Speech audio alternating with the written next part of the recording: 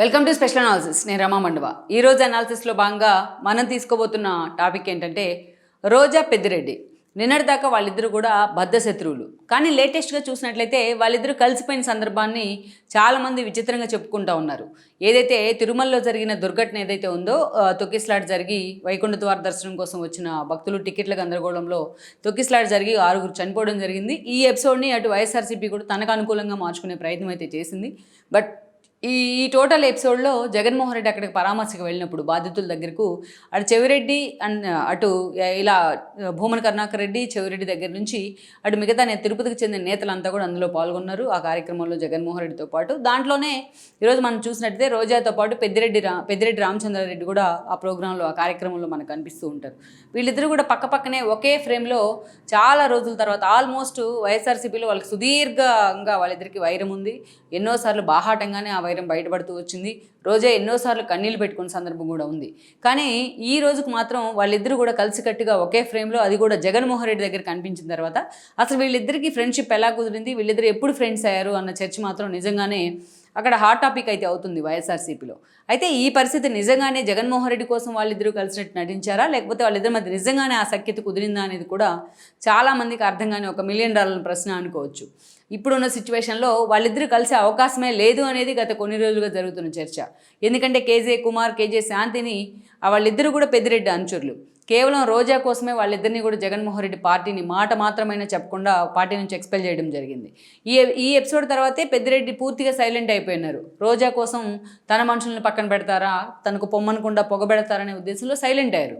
అలాంటిది వాళ్ళిద్దరూ కలిసి ఈరోజు ఒకే ఫ్రేమ్లో కనిపించడం అనేది అది కేవలం జగన్మోహన్ రెడ్డి కోసమే అన్న చర్చ కూడా ఉంది. బట్ ఏది ఏమైనా అసలు ఈ పరిస్థితికి ఏంటి కారణం అనేది కూడా మనం చెప్పుకోవాలి. మనకు తెలుసు రోజా ప్రస్థానం. ఆమె సుదీర్ఘకాలం ఇండస్ట్రీ గ్లామర్ హీరోయిన్గా అక్కడి నుంచి టీడీపీలో మహిళా అధ్యక్షురాల పదవి, అక్కడి నుంచి 2 సార్లు ఎమ్మెల్యేగా ఆవిడ పోటీ చేసి టీడీపీ నుంచి ఓడిపోవడం, అక్కడి నుంచి వైఎస్ రాజశేఖర రెడ్డి బొకే ఇచ్చిన తర్వాత ఆయన హెలికాప్టర్ ప్రమాదంలో మరణించారు. ఆ తర్వాత జగన్మోహన్ రెడ్డిని కలిస్తే ఆయన అన్యాయంగా జైలు పాలయ్యారనేది అప్పట్లో కాంగ్రెస్ మహిళా నేత ఎవరైతే ఉన్నారో గంగాభవాని లాంటి వాళ్ళు, ఐరన్ లెగ్ అని కూడా రోజాకు ఒక బిరుదు కూడా ఇవ్వడం జరిగింది. అక్కడి నుంచి ఆవిడ వైఎస్ జగన్ జైలు నుంచి వచ్చిన తర్వాత పార్టీలో చేరడం జరిగింది. ఆవిడ 14లో ఎమ్మెల్యేగా గెలిచారు గాలిముద్దు కృష్ణారెడ్డి మీద. దెన్ 19లో కూడా ఎమ్మెల్యేగా గెలుచున్నారు గాలిముద్దు కృష్ణారెడ్డి కొడుకు భానుప్రకాష్ మీద. దెన్ రెండోసారి క్యాబినెట్ ఎక్స్పాన్షన్లో భాగంగా జగన్మోహన్ రెడ్డి ఆమెకు 2.5 ఏళ్ల తర్వాత ఆమెకు టూరిజం శాఖ మినిస్టర్ పదవి కూడా ఇచ్చున్నారు. ఇదంతా ఆమెకు పొలిటికల్ కెరీర్. బట్ అదే స్థాయిలో కాంట్రవర్సీస్, తన నోటికి అడ్డు ఆపు లేకుండా రోజా మాట్లాడిన మాటలు ఎన్నోసార్లు ఆమెను వివాదాల్లోకి తీసుకెళ్లాయి. ఒకళ్ళ మహిళ అంటే ఇలా కూడా ఉంటారా, ఒక మహిళా రాజకీయ నేత అంటే ఎంతోమందికి ఇన్స్పిరేషన్గా ఉండాల్సిన ఆవిడ ఇలా కూడా ఉంటారని జనం చర్చించుకున్న పరిస్థితుంది ఈ 10 ఏళ్లలో. ఆమె ఎమ్మెల్యేగా మంత్రిగా పనిచేసిన అన్ని రోజులు కూడా. ఇక జబర్దస్త్ లాంటి కార్యక్రమాలే కాదు, ఆ జబర్దస్త్ని అటు అసెంబ్లీలో కూడా చూపించే ప్రయత్నం చేసి అసెంబ్లీ నుంచి 2 ఏళ్ల పాటు సస్పెండ్ అయిన చరిత్ర కూడా రోజాకు ఉంది. ఒక మంత్రిగా ఉండి తిరుమల తిరుపతి దేవస్థానంలో ఏదైతే తనతో పాటు విఐపి దర్శనాలకి వందల మంది భక్తులను తీసుకెళ్లి ఈరోజు విజిలెన్స్ కూడా అడ్డంగా దొరికిపోతున్న పరిస్థితుంది.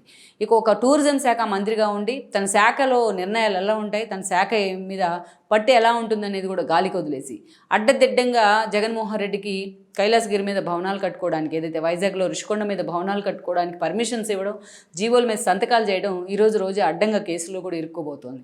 ఇక ఆమె గురించి చెప్తూ పోతే ఈరోజు మన కొండవీటి చాంతాడు అవుతుంది. అయితే ఎప్పుడైతే నగర్ నుంచి రోజా రిప్రజెంట్ చేస్తూ వచ్చారో అప్పటి నుంచి కూడా పెద్దిరెడ్డి అప్పటికే పార్టీలో కీలకంగా ఉన్నారు. కాంగ్రెస్ నుంచి వైఎస్ఆర్సీపీలోకి వచ్చారు. తన కొడుకు ఎంపీ అయ్యారు, తను 2 సార్లు ఎమ్మెల్యే అయ్యారు. దెన్ 2019లో మంత్రి కూడా అయ్యారు. అప్పటి నుంచి కూడా రోజాకు అండ్ పెద్దిరెడ్డికి మధ్య ఆధిపత్య పోరైతే నడుస్తుంది. 4 రాయలసీమ జిల్లాలకు ఆయన అనఫిషియల్ సీఎంగా కూడా వ్యవహరించారు కూడా, అందులో డౌటే లేదు. పెద్దిరెడ్డి రామచంద్రారెడ్డి, జగన్మోహన్ రెడ్డి ఎన్నోసార్లు వాళ్ళని ఓన్ చేసుకునే ప్రయత్నం చేశారు. అంత ప్రయారిటీ ఇస్తూ వచ్చారు తండ్రి కొడుకులు ఇద్దరికి, అటు పార్లమెంట్లో మిథున్కి, ఇటు అసెంబ్లీలో పెద్దిరెడ్డికి కూడా. అలా ఆ క్రమంలోనే పెద్దిరెడ్డితో ఒక ఆధిపత్య పోరైతే రోజాకి స్టార్ట్ అయింది.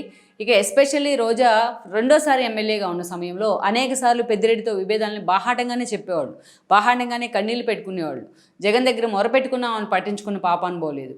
చక్రపాణి రెడ్డి లాంటి వాళ్ళకి శ్రీశైలం ట్రస్ట్ బోర్డు ఇవ్వడం పెద్దిరెడ్డి ఫాలో అయ్యారు. అదేవిధంగా చూస్తే కేజే శాంతికి, కేజే కుమార్కి అయితే వాళ్ళిద్దరికి ఒకరికి ఈడీ కార్పొరేషన్ చైర్మన్ పదవి ఇస్తే ఇంకొకరికి ఏదైతే నగర మున్సిపాలిటీ ఇవ్వడం, ఇవన్నీ కూడా చాలాసార్లు రోజాని హ్యూమిలేట్ చేస్తూ వచ్చాయి. వాళ్ళు అవమానించిన సందర్భాలు కూడా ఉన్నాయి, ఆమె అంతే అవమానించిన సందర్భం కూడా ఉంది. సో ఇవన్నీ కర్నూలు చావుకి 1000 కారణాలు అన్నట్టు మొన్నటి ఎన్నికల్లో ఆమె ఓటమికి కూడా కారణమయ్యాయి. ఓటమి తర్వాత ఆమె పూర్తిగా సైలెంట్ అయ్యారు కేసుల భయంతో. కానీ ఆమెను తిరుపతి లడ్డు వ్యవహారం తెర మీదకి వచ్చినప్పుడు ఆమెను సీన్లోకి తీసుకొచ్చారు జగన్మోహన్ రెడ్డి. అంతగా అయితే ఆమె అయితే ప్రత్యర్థులను చాలా ఈజీగా టార్గెట్ చేయగలదు, ఇష్యూని డైవర్ట్ చేయగలదని జగన్మోహన్ రెడ్డి అంచనా వేశారు. అయితే ఆమె అప్పుడు ఒక కండిషన్ పెట్టారు, తాను కానీ రావాలి పార్టీలో యాక్టివ్ కావాలి అంటే కేజే శాంతి, కేజే కుమార్ లాంటి వాళ్ళని పార్టీ నుంచి సస్పెండ్ చేయాలనే కండిషన్ పెడితే Jaganmohan Reddy with immediate effect వాళ్ళిద్దరిని సస్పెండ్ చేశారు. ఇదే పెద్దిరెడ్డి ఇగోను కూడా హట్ చేసింది. జగన్మోహన్ రెడ్డి మాట మాత్రమైనా చెప్పకుండా తన మనుషులను తీసిన పక్కన పెట్టడాన్ని పెద్దిరెడ్డి ఈజీగా తీసుకోలేకపోయారు. అందుకే అప్పటి నుంచి పెద్దిరెడ్డి సైలెంట్ అయ్యారు. ఇక అప్పటి నుంచి వాళ్ళు రోజా కోసం తమను పక్కన పెడతారా అంటూ కూడా పెద్దిరెడ్డి అనుచరులు వాపోయిన సందర్భం కూడా ఉంది, ఆవేదన పడిన సందర్భం కూడా ఉంది. ఇక అటు పార్టీ నుంచి కూడా తమకు కేసులు పడుతున్న అధికార పార్టీ నుంచి జగన్మోహన్ రెడ్డి తమను పట్టించుకోలేదన్న ఆవేదన కూడా పెద్దిరెడ్డి, మిథున్ రెడ్డిలో ఉంది గత కొన్ని రోజులుగా. ఈ క్రమంలోనే వాళ్ళు బీజేపీలోకి వెళ్తారన్న ప్రచారం కూడా ఉంది. ఇలాంటి సమయంలో తిరుమల ఇష్యూ జరిగింది. తొక్కిసలాట్లో మృతులు ఏదైతే వ్యవహారం బయటకు వచ్చిన తర్వాత జగన్మోహన్ రెడ్డి హడావిడిగా వాళ్ళని పరామర్శించడానికి వెళ్ళారు.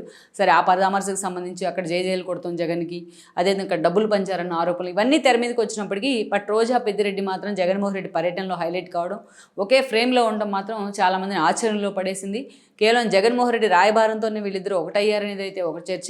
బట్ జగన్మోహన్ రెడ్డి వచ్చారు కాబట్టి ఆయన తరపున తిరుపతి నుంచి రిప్రజెంట్ చేయాలి కాబట్టి వాళ్ళిద్దరూ వెళ్ళారనేది అయితే ఒక చర్చ. మొత్తానికైతే మాత్రం వాళ్ళిద్దరు నిజంగానే చేతులు కలిపారా, జగన్మోహన్ రెడ్డి కోసమే నటిస్తూ ఒకే ఫ్రేమ్లో కనిపించారా అన్నది కూడా చాలా సీరియస్గా అయితే హాట్ టాపిక్ అవుతుంది. మొత్తానికి వాళ్ళిద్దరు ఎప్పుడు ఫ్రెండ్స్ అయ్యారు అని జోక్స్ కూడా పేలుతున్నాయి. ఏదైతే సోషల్ మీడియా వేదికగా సెటైర్స్ కూడా పేలుతున్నాయి. మొత్తానికైతే వీళ్ళిద్దరూ చేతులు కలిపితే అది జగన్మోహన్ రెడ్డి సక్సెస్ అని కూడా మనం అనుకోవచ్చు. ఈ వీడియో మీకు నచ్చినట్లయితే please share, like and subscribe R24 Telugu.